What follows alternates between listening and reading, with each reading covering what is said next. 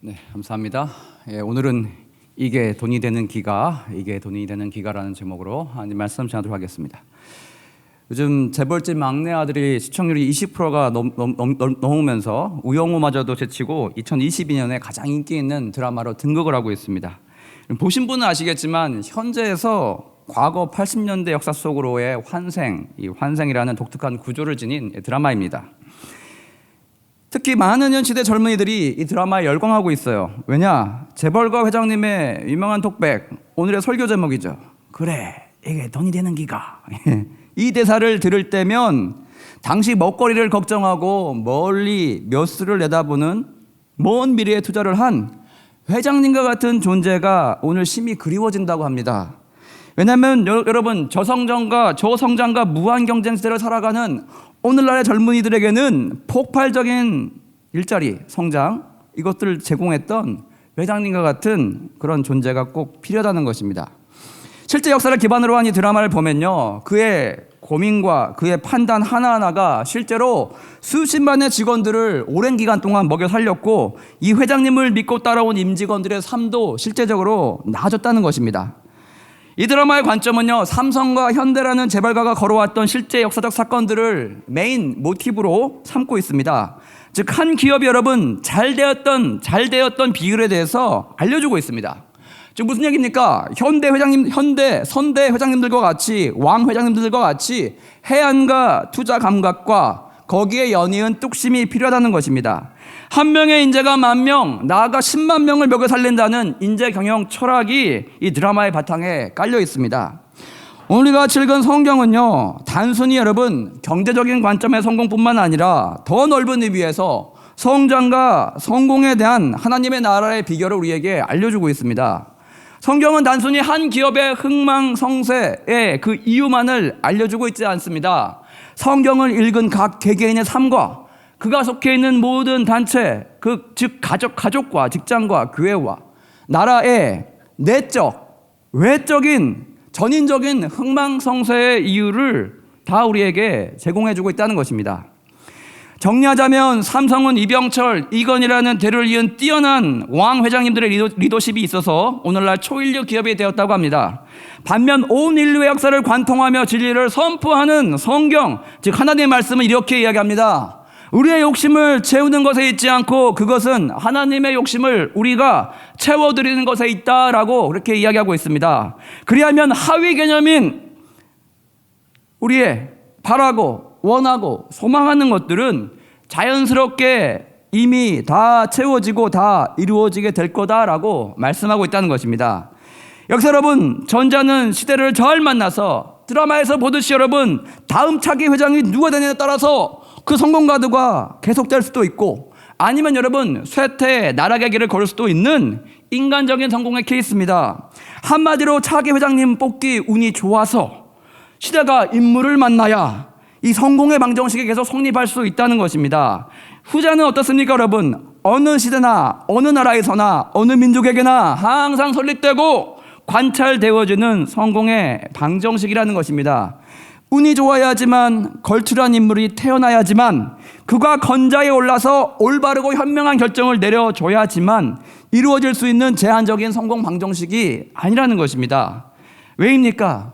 하나님의 말씀인 진리는 세월을 타지 않습니다. 세상 조건에 휘둘리지 않습니다. 항상 어느 때나 위와 같은 말씀의 조건을 충족하게 될 때, 만족하게 될 때, 실질적으로 우리가 사는 이 세상 가운데 역동적으로 역사하면서 영원히 변치 않는 하나님의 원리가 되어주기 때문입니다. 여러분 그거 아십니까? 우리 집에 보통 지구본을 가지고 계신 분들 어떻게 그 지구본을 놓고 있습니까? 태평양을 가운데 두고 우리나라와 미국이 양쪽 사이드에 보이게 그렇게 두지 않습니까? 근데 여러분 북미에 가보면 저들은요 태평양이 아니라 대서양을 지구본 가운데 두고 있습니다. 즉 왼쪽에는 북미가 있고요, 오른쪽에는 유럽이 보이게 그렇게 세팅해 놓고 본다는 것입니다. 즉 우리가 세계를 바라보는 관점과 완전히 틀리게 정반대 180도로 본다는 것입니다. 근데 여러분 생각해 보니까 지금 세계에 크다는 영향력을 미치는 나라들, G7, G20에 해당되는 국가들 8에서 90%가 저들의 돌려놓은 지구본 안에 들어있다는 것이에요.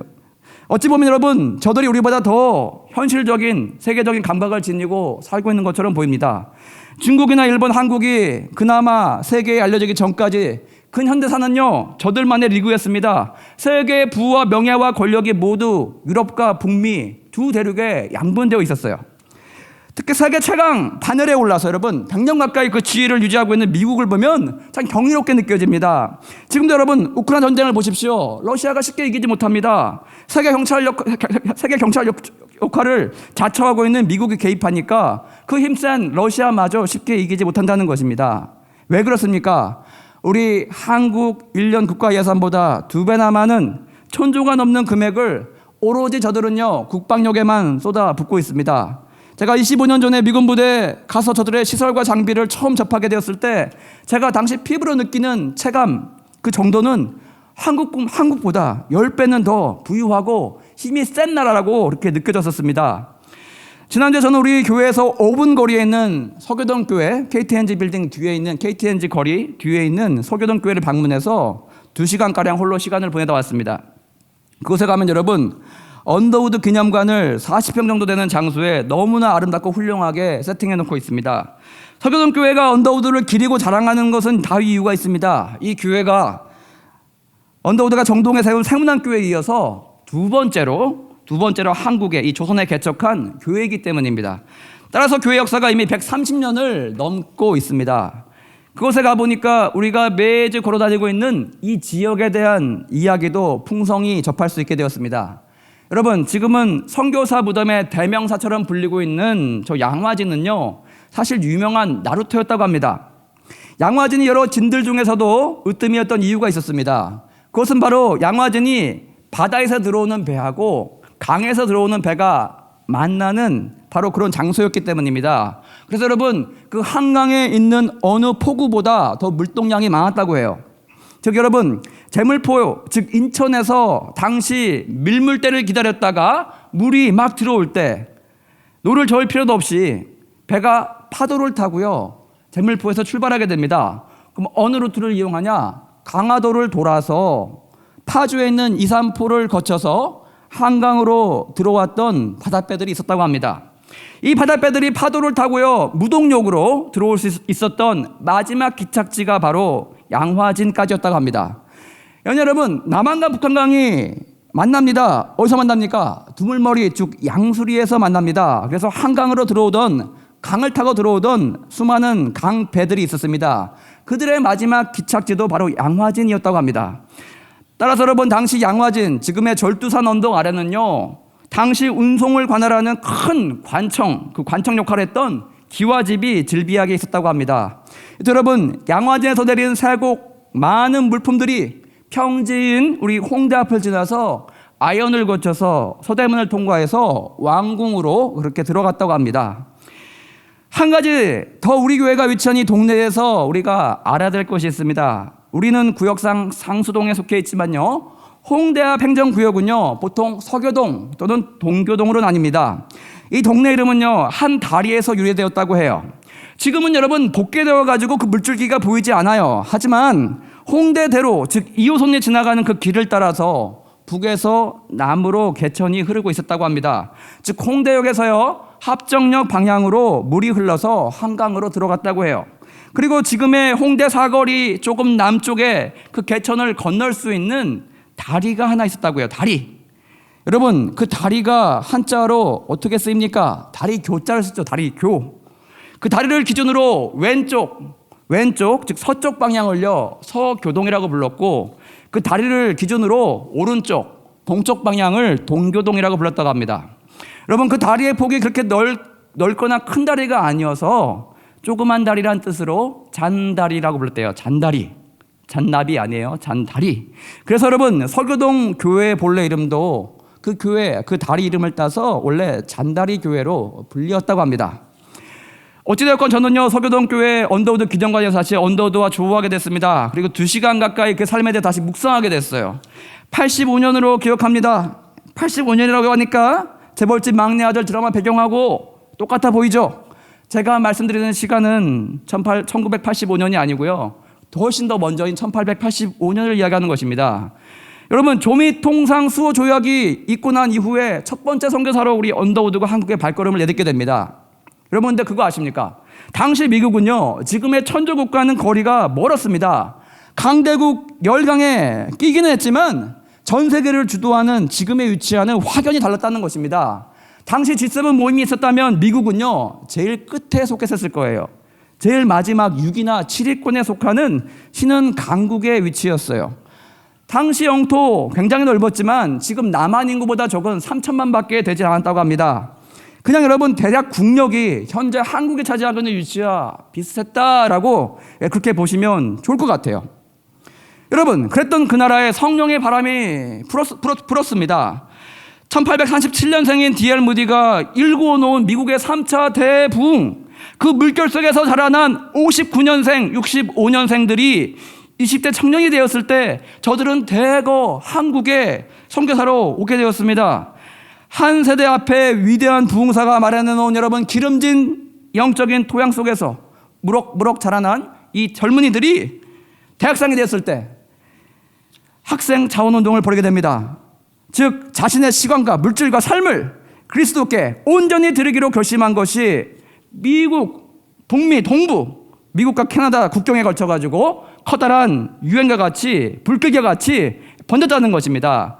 많은 젊은이들의 눈과 마음과 꿈이요, 당시 동양의 미지의 나라, 아직 복음이 들어가지 않는 미개척지로 향해 있었다는 것입니다.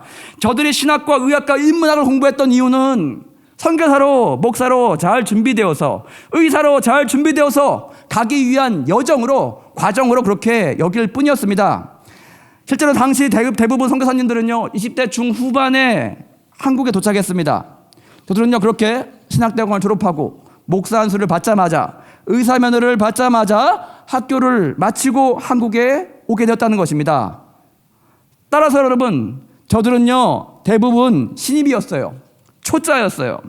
실습은 현지에서 거의 경험하지 못했고 조선 땅에서 실습이 아닌 실전에 바로 투입이 되었다는 것입니다. 따라서 여러분, 모든 신입들이 그렇듯이 좌충우돌하면서 우당탕탕하면서 이 땅에서 선교 사역을 시작했다는 것입니다. 이런 경험치 제로였던 여러분, 20대 후반의 선교사님들이 무슨 일을 해냈습니까? 한국의 영적인 판도를 뒤바꿔 놓았습니다. 그 시장은 너무나 미약했어요. 지금은 전 세계에서 가장 크다고 하는 10개의 한국 교회들이 모두 한국 땅에 위치하고 있습니다. 조엘 어스틴이 미국에서 가장 큰 교회를 운영하고 있다는데 성도의 수가 7만 정도에 달할 뿐입니다. 90년대 여러분, 100만까지 부흥했던 한국의 순복음교회에 비하면 너무나 보잘것없어 보입니다. 한때 선교사들이 고학교를 시작했던 보잘것없던 남녀 학교들이 한국의 유수한 명문대학이 되어 있습니다. 한옥 건물 방 6칸으로 시작한 조그마한 병원이 스타필드만한 종합병원으로 뒤바뀌어 있다는 것입니다. 저들의 경험치 제로 뒤에는요, 위대하신 하나님의 손길과 하나님의 지혜가 풍성히 저들과 함께 하고 있었기 때문입니다.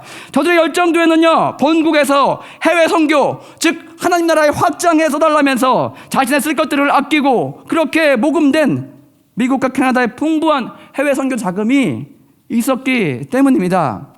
저는 왜 이토록 한국이라는 나라가 정치, 경제, 사회 모든 면에서 미국의 영향 가운데 놓이게 되었는지 한때 의아한 생각이 든 적이 있었습니다. 근데 여러분, 세월을 돌고 돌아서 이제야 좀 깨닫게 되었어요. 제가 진행하고 있는 연대이대 역사 투어가 어느덧 여러분 10회차를 넘어가고 있습니다. 저는 갈 때마다 느껴요. 그 벽돌 한 장 한 장에 담긴 미국과 캐나다 교인들의 땀과 눈물과 기도를 느끼게 된다는 것입니다. 자신의 자식들에게, 자기의 자녀들에게 지어준 최고의 대학 건물과 조금 더 다르지 않고 조금 더 부족함이 없이 먼 타국에, 먼 미지의 나라에 하나님의 복음에 전파되는 곳에, 하나님의 이름이 높여지는 곳에 하나님의 이름을 알릴 건물이 들어선다는 소망으로 저들은 기뻐했다는 것입니다. 그렇게 여러분, 저들의 헌금이 쓰일 거란 사실을 기뻐하면서 정말 여러분, 마음을 다하고 정성을 다해서 조금도 아끼지 아니하고 타국에 흘러넘치도록 부어 주었다는 것입니다.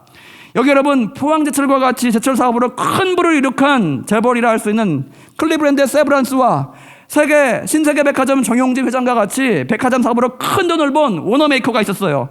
오늘날 컴퓨터에 해당하는 타자기로 큰 부를 이룩한 언더우드의 친형 존 언더우드가 있었습니다.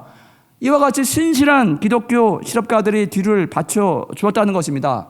저들은 우리나라에 하나님 나라가 확장되기를 바라는 마음에서 남대문 밖에 세브란스 병원과 학교를 지었습니다.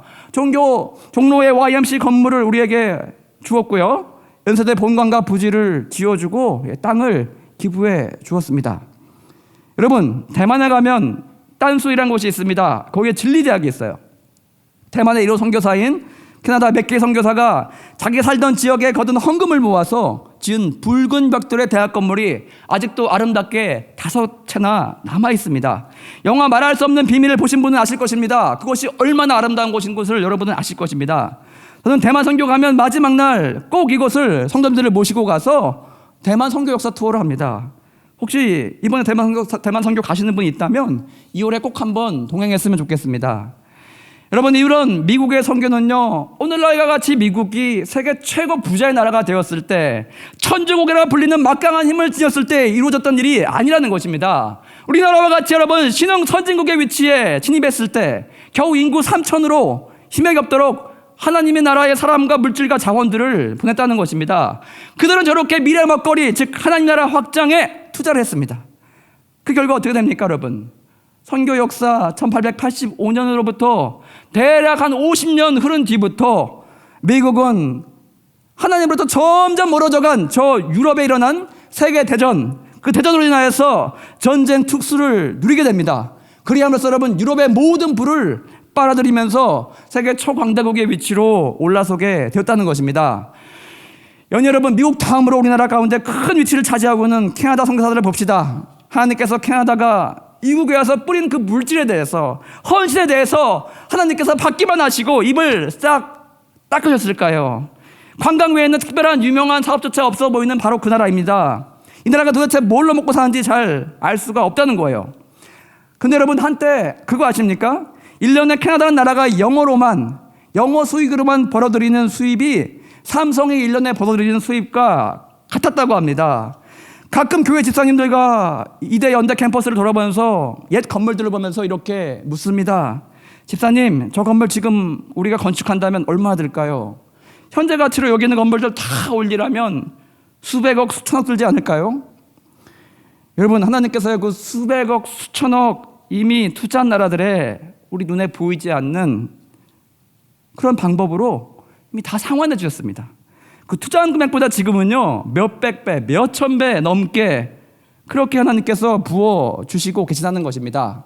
그런데 마태복음 6장 33절의 이 말씀이 미국과 캐나다의 큰 현대사에 다 이루어졌다고 봅니다. 그러니 너희는 먼저 그의 나라와 그 일을 구하라. 그리하면 이 모든 것을 너희에게 더하시리라. 그러니 매일 먹고 사는 문제에 여러분 매몰되지 말고, 근시아적인 시각으로 나의 근심에 빠져 살지 말고 더 큰 그림으로, 더 큰 하나님의 꿈에 투자하고 살라는 그런 의미입니다. 저는 지금 하나님 나라의 막내 아들 이야기를 하고 있습니다. 같은 80년대인데 그보다 훨씬 100년 앞선 1880년대를 들여다보니까 그때 태어나 살고 있는 것처럼 과거의 선교 역사를 들여다보니 어떤 일이 일어났는지 너무나 명확해 보인다는 것입니다. 우리 모두 우리 개개인이 속한 단체, 나라 잘 되기를 너무나 갈망하고 있습니다. 여러분, 그 비결은 온 세계를 대체부터 경영해 오신 하나님께서 우리에게 주신 말씀을 통해서 이미 다 알려주셨다는 것입니다. 얘들아, 나의 일을 열심히 해. 그럼 너희들의 일을 내가 돌봐줄게. 결국 너희들이 원하는 것보다 더 잘 풀려 있을 거야. 더 많이 이루어져 있을 거야. 이 말씀을 들으니까 재벌집 막내 아들 회장님의 또 다른 명대사가 생각이 납니다. 당장 수익이 안 난다면서 접자는, 그만 팔자는 반도체 사업에 뚝심 있게 계속 투자를 하고 있는 회장님께서 홀로 독백처럼 이렇게 이야기하십니다. 이제 그 반도체가 미래의 먹거리가 될 낀데 이걸 왜 나만 알고 있는가? 정말 아무도 모른단 말인가? 하나님께서 우리에게 동일한 말씀을 하실 것 같습니다. 얘들아, 왜 선교 가고, 왜 헌금하고, 왜 봉사에 으뜸이 되어야 되는지 이미 내가 다 말해주지 않았니? 너희들 인생을 내게 던질 때 내가 너희 인생 자체와 너희들 후손들까지 더 잘 돌봐준다고 약속하지 않았니? 나를 믿고 너희는 나의 나라에 투자해라. 그것은 총과 등록도 없고 도덕도 없는 안전한 곳이란다. 수익률 3,000%, 6,000%, 10,000%가 나오는 그런 곳이란다. 너희들이 난다긴다 해도 수익률 100%에 그치지 않냐. 나를 믿고 내게 투자해라. 이렇게 말씀하고 계시다는 것입니다. 지금도 여러분 선교 가는 문제로 고민하시거나 다투는 분 계십니까? 하나님께서 이렇게 말씀하십니다. 이 믿음이 작은 자야, 왜 의심하였느냐? 이 믿음이 작은 자야, 왜 의심하였느냐? 마지막으로 다시 서교동교회 이야기로 돌아가 봅시다. 언더우드 센터에 가보니까요, 학자 수준으로 아주 디테일하게 잘 정리해 놓았습니다. 그래서 여러분, 내용이 깨알 같아가지고 추위에 떨면서 2시간가량 보다 왔습니다. 그곳에 아주 인상적으로 제 눈에 들어왔던 것이 하나 있는데, 언더우드의 4차에 걸친 서북 지역 선교여행 루트였습니다. 사도 바울과 같이 언더우드도요, 교회를 세우고 성경을 번역하고 찬송가를 내는 중간중간에 짬을 내서 시간을 내서 국내 선교를 여러분은 6개월 단위로 1년 단위로 꼭 한 번씩 다녀왔습니다. 우리가 선교 여행 떠난 것과 비슷한 템포로 그렇게 다니셨더라고요. 언더우드 책에서만 접했던 선교 지역의 동선, 그 동선을요 고맙게도 지도의 표기에서 보여주었습니다. 사도 바울의 3번에 걸친 전도 여행과 로마 여행을 보는 듯이 제 눈에 확연히 한눈에 들어오게 되었습니다. 서울에서 출발해서 황해도 소래를 거쳐서 평양을 거쳐서 의주와 만주의 국경까지 4번이나 기나긴 국내 선교 여행을 떠났었습니다. 신혼여행조차 여러분 와이프를 데리고 내륙으로 떠날 정도로 언더우드는 복음 전파 사명에 그렇게 사로잡혀 있었습니다. 여러분 이제 다시 과거에서 현재로 돌아와 봅시다. 우리 특수 이후에 뭐가 기다리고 있습니까? 눈을 떠서 바라보면 1월과 2월에 진행되는 고성과 대만 선교가 우리를 기다리고 있다는 것입니다. 여기에서 여러분의 시간과 물질을 어디에 투자해야 되겠습니까? 여러분 이제 명확히 보이십니까? 그것들을 드라마 속 진양철 회장의 해안보다 1000배 만배나 앞서는 하나님 나라 가운데 투자해야 되지 않겠습니까? 선교 간다고 하면 누가 이렇게 분명히 부를 것입니다. 이게 정말 돈이 되는 기가. 여러분 누가 이렇게 묻는다면 분명히 대답해 주십시오. 네가 생각하는 것보다 1000배 만배 더 많이 돈이 된다 아이가. 이렇게 여러분 분명하게 대답해 주시길 바랍니다. 여러분 하나님의 해안을 믿고 복음을 붙들고 선교지로 나아가서 우리 마태복음 6장 33절의 말씀, 곧 이 진리의 말씀 위에 굳건하게 서는 저와 여러분 다 되시길 바랍니다. 다 같이 오소서 진리의 성령님 찬양하시고 기도함 나가겠습니다.